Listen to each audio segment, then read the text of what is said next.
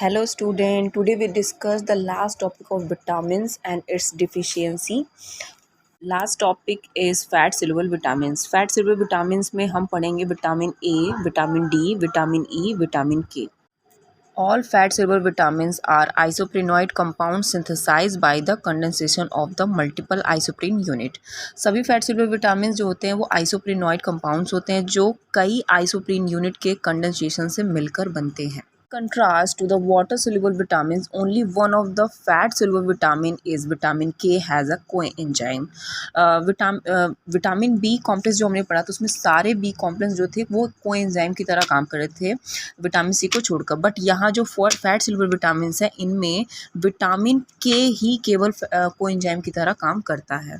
These vitamins are released, absorbed and transported with the fat in the diet. ये vitamins हमारी diet में fat के साथ absorb and transport किए जाते हैं. Let's start with vitamin A. Vitamin A is an isoprenoid alcohol and function as hormone as well as visual pigment. It is essential for vision, reproduction, growth and maintenance of epithelial tissue. Retinol is found in animal tissues as a retinyl ester with long-chain fatty acid. It initiates the response of rod and cone cell of the retina to light, producing a neural sign to the brain. हमारी eyes में पीछे जहाँ dark spot होता है उसके ऊपर ही retina होता है. रेटिना पे क्या होता है कि हमारी इमेज जो है वहीं पे बनती है. तो वहाँ पर एक लेयर होती है जहाँ पर रॉड एंड कोन सेल्स मिलते हैं. रॉड एंड कोन सेल्स जो होते हैं वो हमें अंधेरा और दिन आइडेंटिफाई करने में और कलर को आइडेंटिफाई करने में हेल्प करते हैं. रॉड सेल्स हमें नाइट एंड डे के बारे में आइडेंटिफाई करने में हेल्प करते हैं एंड कोन सेल्स हमें कई टाइप के कलर्स को आइडेंटिफाई करने में हेल्प करते हैं. Deficiency of retinol is night blindness and color blindness. Coming to the next vitamin is vitamin D, calciferol. Vitamin D serve as hormone precursors. Vitamin D supplements are available in two forms. First is vitamin D2 and second is vitamin D3. D2 is produced in plants and fungi and D3 in animals. Sunlight की presence में sunlight से जो हमें UV rays मिलती है उनकी presence में हमारी बॉडी विटामिन डी बनाती है. Vitamin D3 is formed non-enzymatically in skin from 7-dehydrocholesterol in the presence of UV component of sunlight.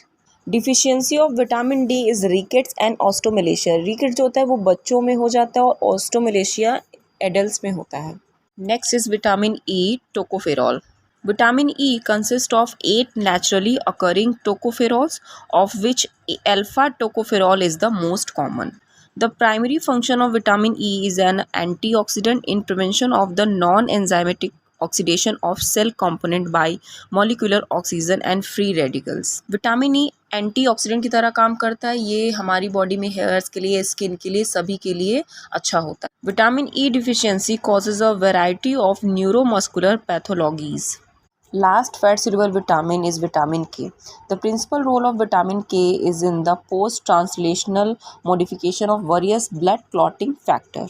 In plants is present as phyloquinone and intestinal bacterial flora as menaquinone. Vitamin K का सबसे अच्छा example है warfarin. Warfarin, a structural analog of vitamin K, is widely used as rat poison that inhibit the vitamin K dependent carboxylation of prothambin. warfarin को चूहे की दवा जो बनती है, रैट पॉइजन होता है उसमें बनाने में काम आता है. ये क्या करता है कि रैट में एक्सेसिव ब्लीडिंग करवाने लगता है जिससे उनकी मौत हो जाती है.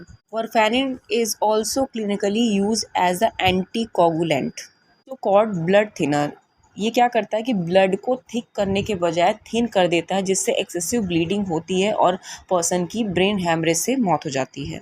Deficiency of vitamin K is excessive bleeding and brain hemorrhage also. If you like all parts of vitamins, please support me and encourage me. Thank you.